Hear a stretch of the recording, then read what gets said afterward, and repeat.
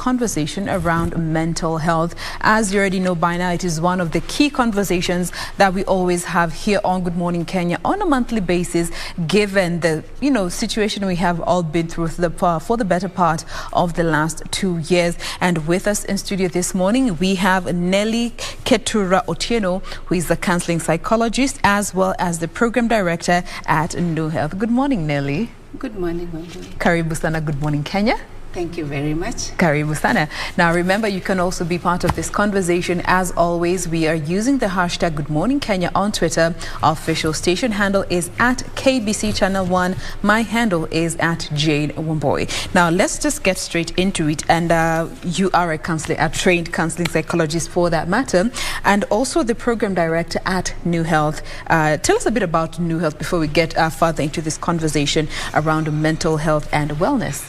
Thank you very much. NuHealth Medical Center is actually a tranquil haven for individuals who are suffering, who would need help, actually, in terms of addiction, people who are looking for mental stability, having suffered disorders. We also have programs for all counseling activities. For example, we do family therapy. We also do adolescent counseling. We also have meditations and mindfulness. Yes. We do stress management. We also do group therapies. All right. Now, tell us a bit about your background in line with mental health and wellness. When did it start? When did you get into this field, and how? Okay, literally I'm a trained counselor, having pursued up to a master's degree in counseling psychology. Currently I'm pursuing a PhD. But my journey with counseling started 15 years ago, while I was working for Postal Corporation of Kenya. Literally in life I'm a helper, and I did not discover this until then, when my CEO sent me for counseling training, so that I could be able to help the workers and help them professionally. So I did a course for 2 years, and then after that I came back and worked. And within that stint, I realized that there was potential, and also my interest in not just helping, but going beyond and understanding people's problems and helping them deal with it now was cultivated.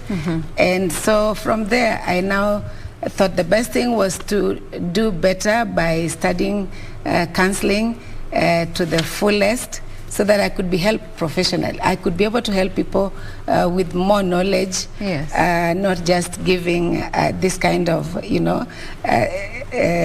head knowledge to others. So I went back and went to school and fully qualified. And from then, I've been doing counseling at the workplace until I joined NuHealth. Yeah. All right. Now, when we talk about mental health and wellness as well as illness, which will be coming to those definitions in a bit, how would you define mental health? Okay. Literally, mental health is... this includes our emotional stability, psychosocial well-being. It affects how we relate, how we understand things, how we act, how we feel. Yeah, our mental health, it helps us to determine or handle stress situations. Yeah. All right. Now, you had mentioned that, you started way back in 15 years ago. I was about to say 2015. 15 years ago. And, looking at the working environment, we're living in a time where the work environment for so many people has become, some describe it as healthy, others describe it as toxic. But from what you have seen over the years, looking at the work environment, what toll does it take on an individual's mental state of being? Very, very stressful, Wambui, I can assure you. Yeah. If I can tell you, especially in our country, we've had to face a lot of things. When we look at the election periods, come with a lot of stresses, especially from 2007, when we had a lot of violence during election times. Yes. And this literally affects individuals, and these are the individuals that form the workplace, fraternity. So what happens is every election period when it comes, everybody begins to have this wondering, what is going to be next? Is it going to be violence as usual? People are going to fight, and people lose their jobs. Yes. Others lose lives. And then that is not even, before we get out of that, then came the pandemic in 3 years back. And this, when it happens, both the government and the private sector had to lay off a lot of people, and that literally affected lives. Some of those who even were left at the workplace had to take pay cuts. Yes. And this definitely had a lot of psychological effects, and this led to a lot of mental health conditions that we are currently experiencing. So the workplace is not as it was because of these recurrent situations that have kept coming, and that has definitely affected and escalated the mental health situation in our country. All right, and I'd like to just like for us to focus on some of the causes that bring about mental ill health for most people, and rightfully so. We've talked about the work environment. There's some people who say their work environment is absolutely toxic, and there are those that say my workplace is the best place ever. So to each their own. Now let's come and talk a bit about the pandemic, and you rightfully just brought it right in time. It is something that most people did not. Nobody would pray for a pandemic, but looking at the toll that it has taken on each and every individual, whether directly or indirectly, how would you say we are faring as a country? Well, I would think that what needs to be done is a lot of therapeutic support need to be put in place, because when it happened, it caught us unawares. Yes. And what has happened, there's a lot of stigmatization around issues like, if you talk about COVID, even at the workplace, a lot of people did not want to be associated. I mean, you'd go to the doctor and the tests are done and you're positive, but a lot of people would come back and, just lie low as if nothing happened, or others would definitely take leave and stay at home. And this is as a result of, people are so scared of, if I said this is what I'm going through, what are people going, how are we going to look at, how am I going to be looked at? So what I would say at the workplace, and especially things like this kind of pandemics, a lot of awareness need to be created, and people should be supported in terms of given psychological support so that they can be able to deal with these kind of things in the rightful manner, support from professionals that understand and can be able to help them get back to their feet. All right. And speaking of support from professionals, there's also the group of people that already have mental disorders, but they're not even probably aware of them. How does this catalyze or make the situation even worse? Yes. If you look at it again from the point of the workplace, what we all do is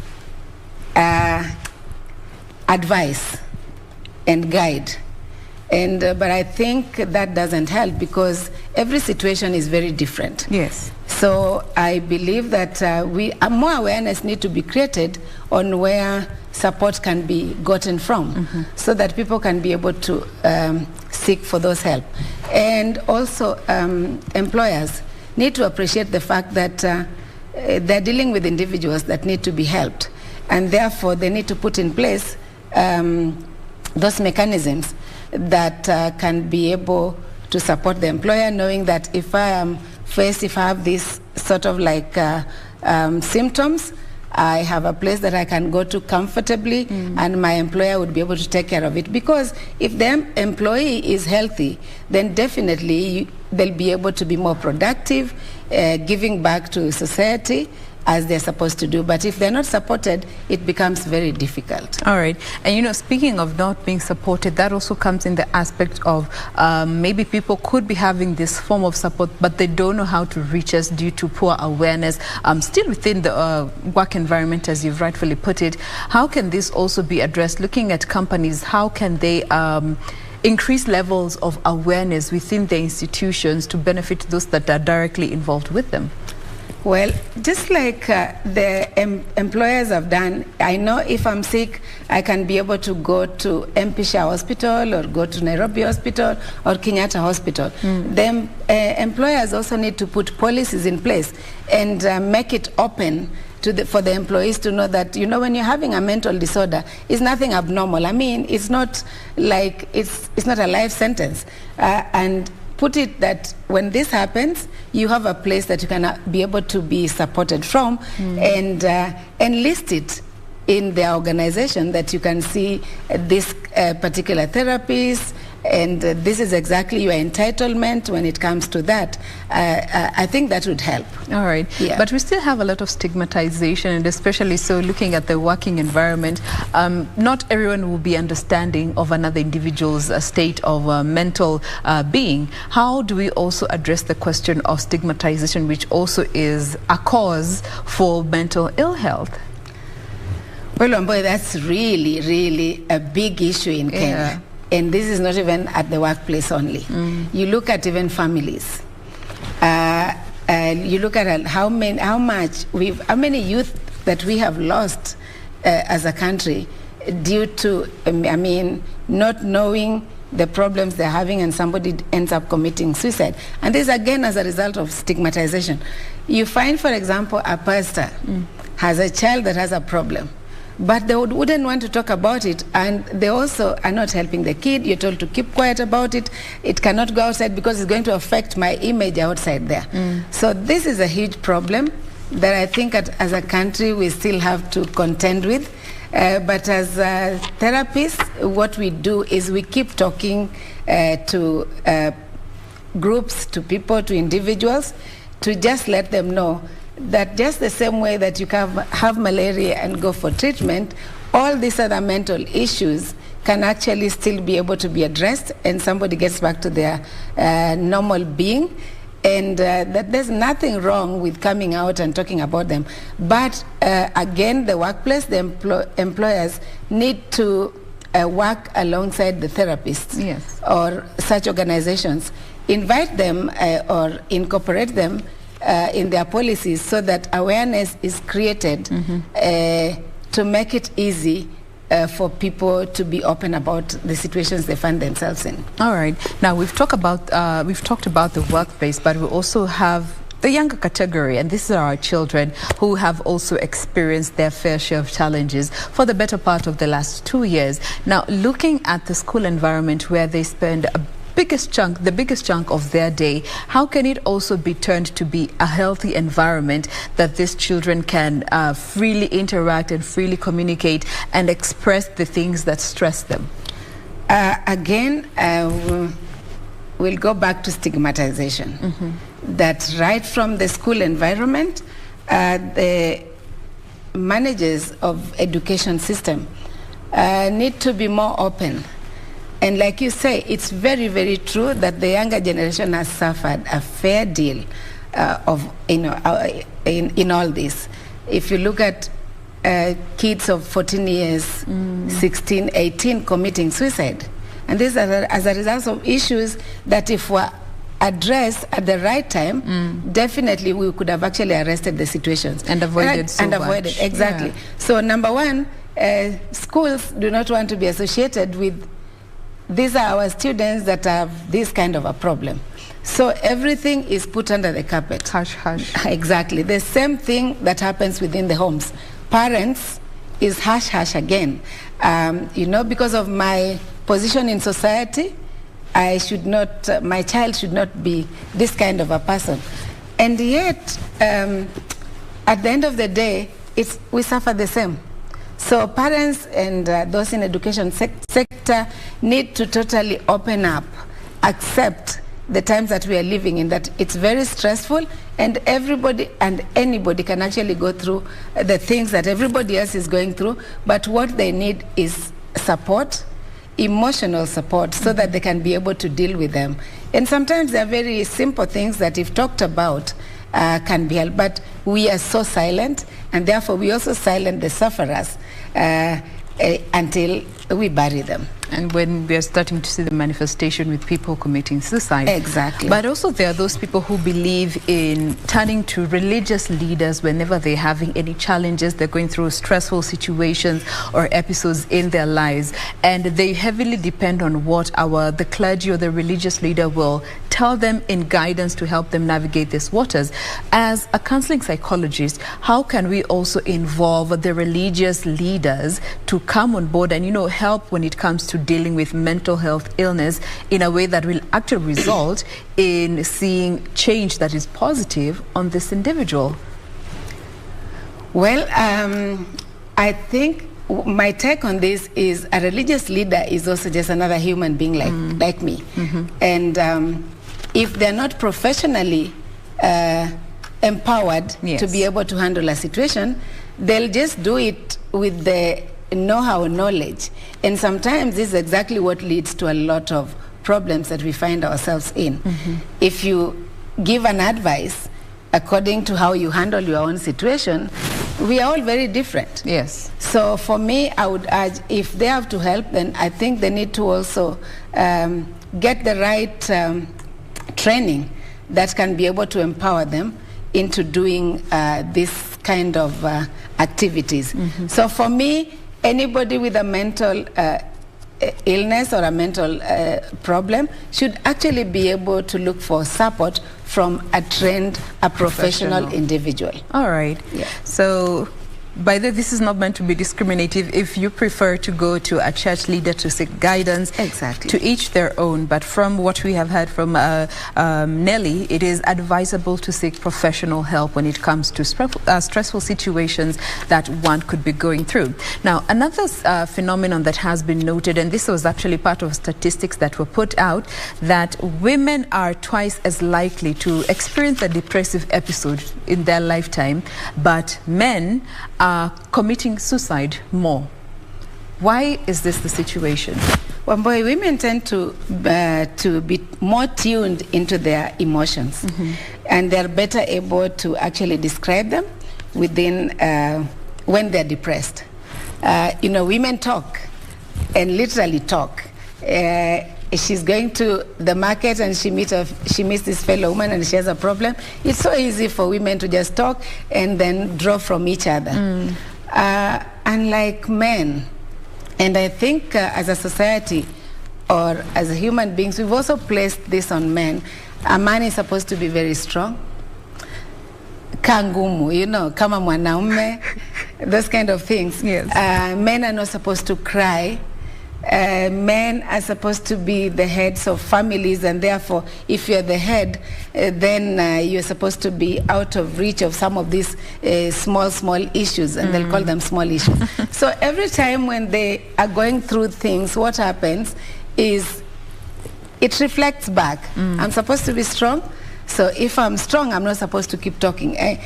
Usionge maneno mingi kama ya mwanamke, and in the maneno mingi kama ya mwanamke, the woman actually is expressing and relieving their issues. And in keeping silent as a man, it's just building. So what happens, a woman talks about it, and when you talk about issues, actually sometimes they evaporate, or sometimes you're able to be directed to where you can be supported. But in keeping quiet, it keeps building.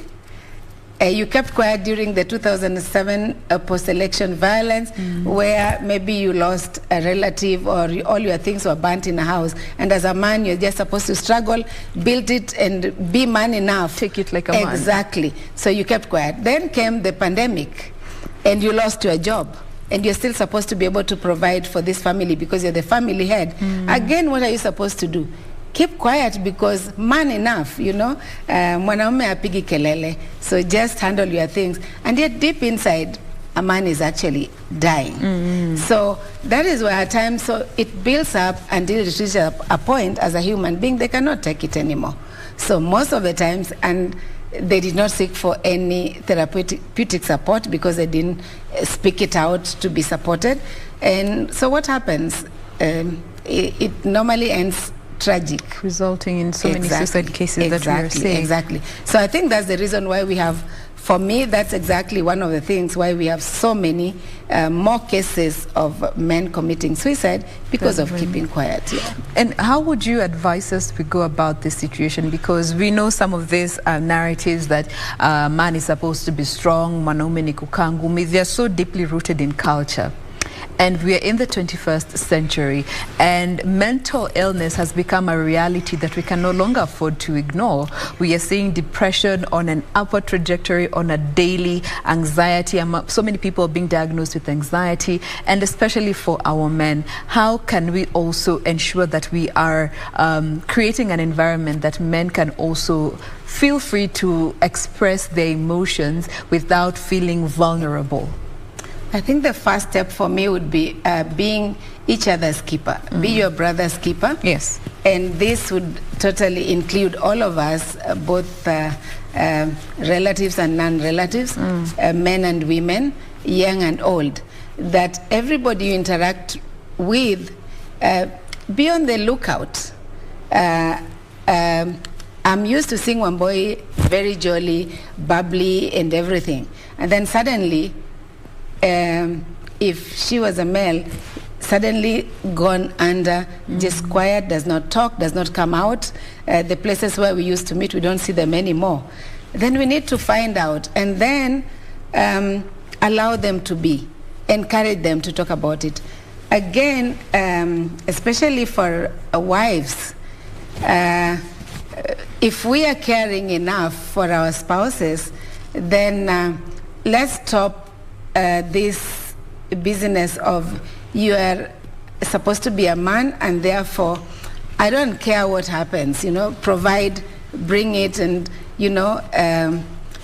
whether you are going to steal, all I want is you to come back with something, hiyo ni shida yako kule itatoka. No, let's begin to care for each other as a society, caring enough to know the little symptoms that were not there yesterday and finding out why are they there today, and encouraging this person to talk by not putting more demands on an individual, allowing them to exist, allowing them to express, and giving them time to come out of it. All right. Yeah. Now, you've actually just mentioned, symptoms that, start manifesting, start showing, that could be the telltale towards somebody maybe going through a mental disorder or experiencing some form of challenge that is taking a toll on their mental well-being. What are some of those symptoms that we can be on the lookout for that could help us help another individual before things take a tragic turn? Yeah, most of the times people begin to, anxiety comes in, and when people are anxious, there's this outlook of worriedness. There's also issues of lack of sleep, insomnia. For some people that never used to eat so much, they now begin to have this large appetite, and they want to literally just feed at every other time to cover up. Other people lose weight. Others gain so much weight because all they do is sit and think and eat and do all these kind of things. Emotionally, people get withdrawn. Somebody that was bubbly and was talking suddenly just decides to curl into themselves and stop talking. Other people develop illnesses like high blood pressure. Yeah, those are some of the signs, and many others. The people get agitated at very small things. They would want to literally blow up. Yeah, those kind of things, if you see them in somebody, then it's important to be worried or to begin to ask. All right. Yep. Now, as we bring the conversation to a close, somebody is watching us today and maybe they have been experiencing one challenge or the other, but they don't know what forms of treatment could be available to them. What are these options that one has when it comes to addressing mental ill health? Number one, I think it's important to seek for medical health because mental health is actually a disease. And so it's good to go to a medical facility so that the problem can be identified. And some of it, they would need a medication. Others would need counseling. Others would even need admission in an institution so that they are properly taken care of. And that's what we also do at NuHealth. We have a facility where one is admitted, and so they receive the treatment and the counseling and all these therapies in-house. So, and we have a lot of counselors in this country that one can actually reach out to for support. We also have a lot of counseling institutions where you can also be able to seek for help. Right. All right. Now, maybe for those who would like to seek help from you, are you available on the social media platforms, or how can our viewer be able to get in touch should they need assistance? Okay. At NuHealth, we have telephone contact, which I can share, 0786 599509. You can also reach us on 0757 198975. Our email address is info@nuhealthmedicalcenter.co.ke. The institution is on Kitisuru Road. Yeah, so, and you can reach me at my